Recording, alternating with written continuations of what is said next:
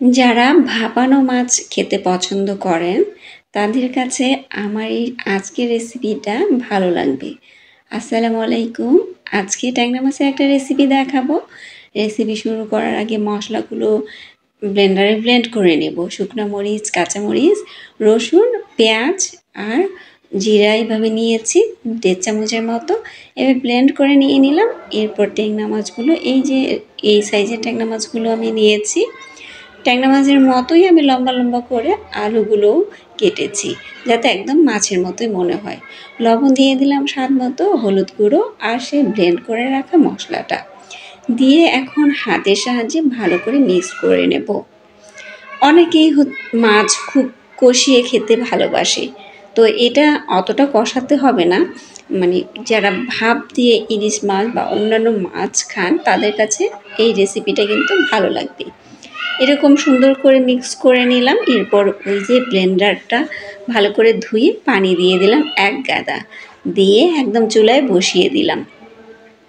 বসিয়ে দিয়ে ঢেকে এটা যখন টকবক করে উঠবে তখন কিন্তু একটু নেড়ে চেড়ে নেব। চতুর্দিকে মশলাগুলো লেগে আছে, তাই মশলাগুলো একটু ছাড়িয়ে নেব। ছাড়িয়ে একটু আলতো করে একটু নেড়ে চেড়ে দেওয়ার চেষ্টা করব। বেশি নাড়াচাড়া করা যাবে না, যেহেতু ট্যাংরা মাছ এটা ভেঙে যেতে পারে। এরকম করে আমি পানিটা ভালো করে শুকিয়ে নিচ্ছিলাম। আমি যেহেতু এখানে 2 বার পানি ব্যবহার করব, প্রথম পানিটা একটু নেড়ে চেড়ে ফ্রাই প্যানটা দিয়ে ভালো করে পানিটা শুকিয়ে নিচ্ছিলাম। এরপরে আমি কিন্তু আবারও পানি দিয়ে দেবো, আর এই পানিটা দিয়েই লাস্ট এটা দিয়ে আমি ঝোল করব। ঝোল ঠিক অতটাও নয়, একটু মাখা মাখা করে। এই রেসিপিটা আপনার কাছে কেমন লেগেছে অবশ্যই কমেন্ট করে কিন্তু জানাবেন। আমার কাছে তো ভালো লেগেছে। আপনাদের কাছে যদি ভালো লেগে থাকে অবশ্যই বাসায় একবার তৈরি করবেন। আমার চ্যানেলে যদি নতুন হয়ে থাকেন তাহলে সাবস্ক্রাইব করে পাশে থাকবেন। ফেসবুক থেকে যদি দেখে থাকেন তাহলে ফলো দিয়ে পাশে থাকবেন।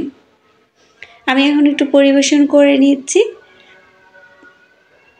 পরিবেশনটা আপনারা আপনাদের মতো করে করবেন, যেভাবে ভালো লাগে সেভাবেই করবেন। ভালো থাকবেন তাহলে। নতুন আরেকটা রেসিপি নিয়ে হাজির হব। হ্যাঁ, কমেন্ট করতে কিন্তু ভুলবেন না। আবারও ফিরে আসবো নতুন একটা রেসিপি নিয়ে। আসসালামু আলাইকুম।